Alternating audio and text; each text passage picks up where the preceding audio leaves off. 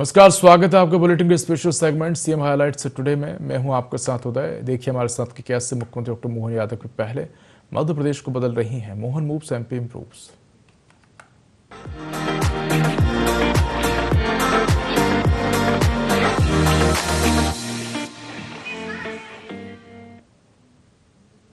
मुख्यमंत्री डॉक्टर मोहन यादव ने आज भोपाल के कुशाभाऊ ठाकरे कन्वेंशन सेंटर में समृद्ध मध्य प्रदेश @ 2047 विषय पर आयोजित राज्य स्तरीय कॉन्क्लेव का शुभारंभ किया। अटल बिहारी वाजपेयी सुशासन एवं नीति विश्लेषण संस्थान की ओर से आयोजित कॉन्क्लेव की theme one institute one promise रखी गई। कार्यक्रम के दौरान केंद्रीय संस्थाओं के प्रतिनिधि और शासन के अधिकारी शामिल हुए हैं। मुख्यमंत्री ने रावण के प्रसंग का जिक्र करते हुए कहा कि जिस तरह जामवंत ने हनुमान को उनकी शक्ति का एहसास कराया था, उसी तरह प्रधानमंत्री नरेंद्र मोदी ने देश को उसकी क्षमता का एहसास कराया। उन्होंने कहा कि भारत सेमीकंडक्टर तकनीक, उद्योग और नवाचार के क्षेत्र में तेजी से आगे बढ़ रहा है। ऑपरेशन सिंदूर का जिक्र करते हुए सीएम ने कहा कि भारत ने युद्ध के क्षेत्र में भी अपनी ताकत का परिचय दिया है। सीएम ने नदी जोड़ो अभियान, एआई और विकास की संभावनाओं पर भी चर्चा की और कहा कि विकसित भारत 2047 के विजन के साथ मध्य प्रदेश भी तेजी से आगे बढ़ रहा है।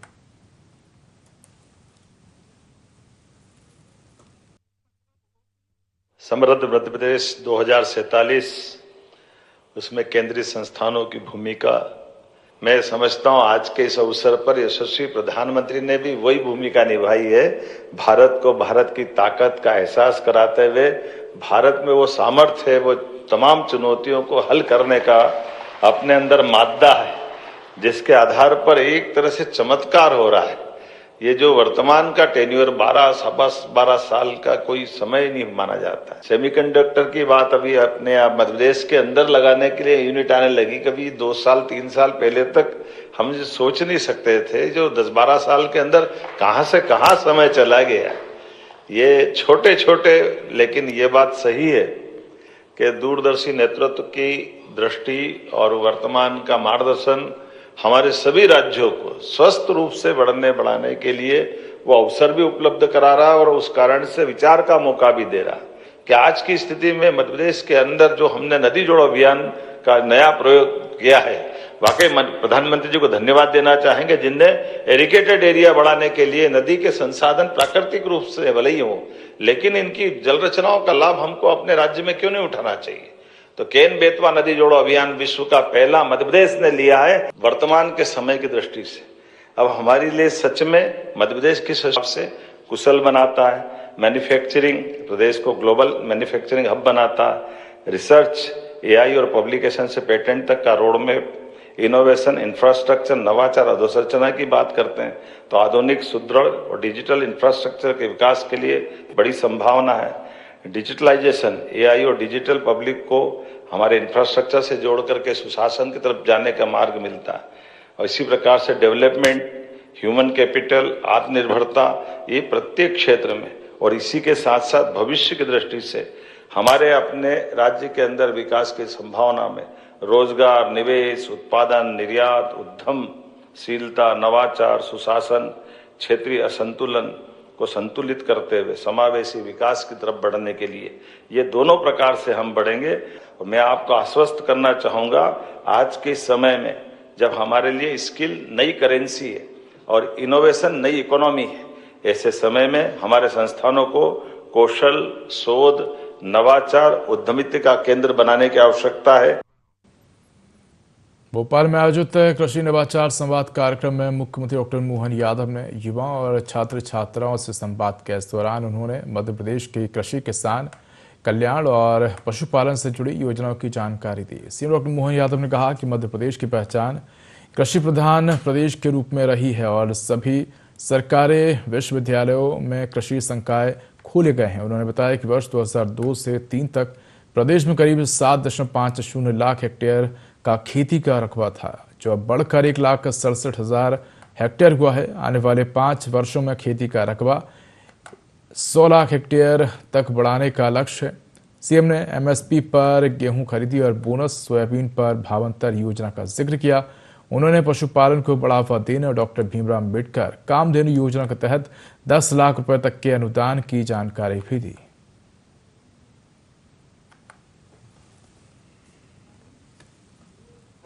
लेकिन ये बात सही है कि आज के इस दौर में हमारे पास खेती करने में जैविक खेती, प्राकृतिक खेती, रासायनिक खेती, हार्टिकल्चर, एग्रीकल्चर, फ्लोरिकल्चर, बहुत सारे प्रकार हुए हैं। तो आज का समय थोड़ा बदल गया है, लेकिन ये बात सही कि पहले आमदनी थोड़ी होती थी, अब आमदनी भी बढ़ गई। मैं उम्मीद करता हूं, जैसे मेरे अपने 50 बीघा के खेत में जब हम गेहूं करते थे तो वो गेहूं की जो मात्रा थी वो थोड़ी कम होती थी, और आज वही खेत है, लेकिन आज अच्छे बीज लगाने कारण से कई गुना ज्यादा खेती की हमारी फसल हो रही है। तो ये बदलाव तो आया, काफी बदलाव आया। पीछे मैंने कहा कि अब हार्टिकल्चर के सेक्टर में हमने अच्छा काम किया। ऐसे कौन है जिनने अपने एग्रीकल्चर से हार्टिकल्चर पे गए? अपने फसल के बदलाव में थोड़ा हमने अपने योगदान को किया। जैसे अभी मैं जनरल पूछता हूं, मशरूम की खेती इस हाल में बैठे कितने लोगों ने कभी करी हो? हाथ खड़े करो। कितने लोग बैठे? 1200, और 12 हाथ खड़े नहीं हुए। तो ये उत्तर है इस बात का कि आज के दौर में, और मोती वाला कोई एक आधा मिले तो मिले, कोई मोती की खेती वाला है भाई? आपका तो आपका अलावा एक ही मेरे ख्याल से। तो ये जो इतनी चुनौती हमको बीच में आ गई, जबकि ये बता रहे हैं ये मोती काय में बनाते हो आप? ये तो कह रहे पानी की टंकी में बना लेते। अब पानी की टंकी कितने घर पे? हाथ खड़े करो। तो ये देखो, अब पानी की टंकी सबके घर में है, लेकिन ये जो अब वर्तमान का दौर है, ये चुनौती का भी और नवाचार का भी है। ये है कृषि नवाचार। जोरदार ताली बजाओ जिसके लिए हम लोग बैठे। आज हमारी ये जो युवा शक्ति है, भविष्य का मध्य प्रदेश है, इस भविष्य के मध्य प्रदेश को आज तक जो मिला है, एक समय था हमारे राज्य के लिए जब हम बिजली, पानी, सड़क इसके लिए न्यूनतम चीज मानते थे। जब ये बिजली, पानी, सड़क हो गई तो आने वाले समय में अब इससे आगे का सोचने की आवश्यकता है। आगे का सोचने के लिए खेती हमारी और कैसे उन्नत हो, खेती के साथ और क्या क्या सहायक धंधे हो सकते हैं, खेती की आमदनी में कैसी वृद्धि हो सकती है, खेती करने के लिए फार्मिंग का भी अब कॉन्ट्रैक्ट फार्मिंग से लेकर के फ्लोरिकल्चर और बाकी दुनिया में भी निर्यात करने की संभावना बन रही। भोपाल की भारतीय वन प्रबंध संस्थान IIFM में आयोजित आभार प्रदर्शन कार्यक्रम में मुख्यमंत्री डॉक्टर मोहन यादव शामिल हुए।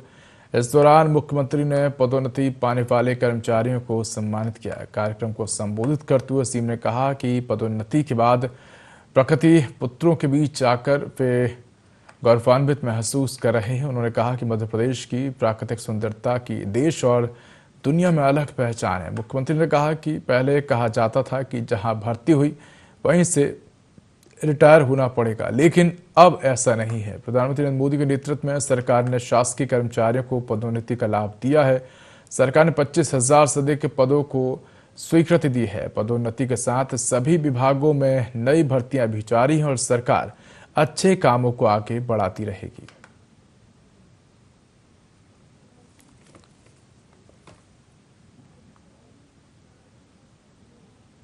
आप सबने जो जवाबदारी को निर्वहन किया है, मैं उसकी भी सराहना करता हूं और आपको बधाई देना चाहूंगा। सालों से अटकी लटकी भटकी, किसी ने कहा कि जहां से बेटा भर्ती हुआ वहीं से विदा होगा, अभी वो बता रहा था। हमने कहा नहीं ऐसा क्यों करते भाई, ये सरकार और माननीय मोदी जी के नेतृत्व में देश में सुशासन की सरकार है, तो राज्य में भी आपके भाई की सरकार है।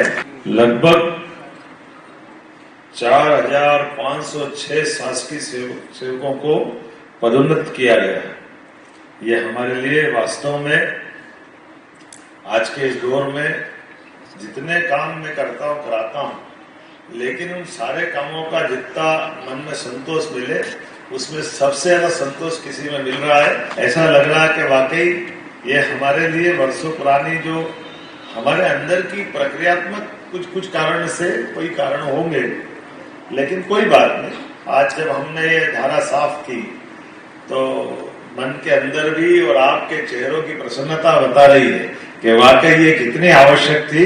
और आज इसी आधार पर हमारे अपने इस विभाग के लिए अकेले बात करूं तो 25,379 पद स्वीकृत है, 18,115 हमारे सभी पदों पर लोग काम कर रहे हैं और ऐसे में जब पदोन्नति का मौका मिला तो जो बताया गया है कि ये डिटेल तो आंकड़ा राघवेंद्र सिंह जी ने बता दिया, मैं दोबारा दोहराना नहीं चाहूंगा, लेकिन इसके साथ साथ सभी विभागों में पदोन्नति के बाद हमने नवीन भर्ती के भी आदेश दिए हैं। तो स्वाभाविक रूप से हमको चक्रीय क्रम में हर एक जगह पर नए खून की आमद भी देना चाहिए, जो व्यवस्था उसका संचालन भी होना चाहिए।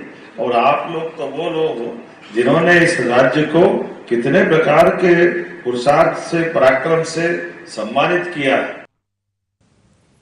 मुख्यमंत्री डॉक्टर मोहन यादव ने आज निवास स्थित समर्थ भवन से वीडियो कॉन्फ्रेंसिंग के माध्यम से मुख्यमंत्री जन कल्याण संबल 2.0 योजना के तहत 9,000 से अधिक श्रमिक परिवारों को 203 करोड़ रुपए का अनुग्रह सहायता राशि का अंतरण किया है। इस दौरान मुख्यमंत्री ने कहा कि राज्य सरकार श्रमिकों और उनके परिवारों के कल्याण के लिए लगातार काम कर रही है। सहायता राशि के मिलने से जरूरतमंद श्रमिक परिवारों को आर्थिक मजबूती मिलेगी और मुश्किल परिस्थितियों में उन्हें सहारा मिलेगा। सरकार का उद्देश्य श्रमिक परिवारों को सामाजिक और आर्थिक सुरक्षा प्रदान करना है। संबल 2.0 के तहत दी गई यह सहायता श्रमिक परिवारों के कल्याण और उन्हें आर्थिक संबल देने की दिशा में महत्वपूर्ण कदम है।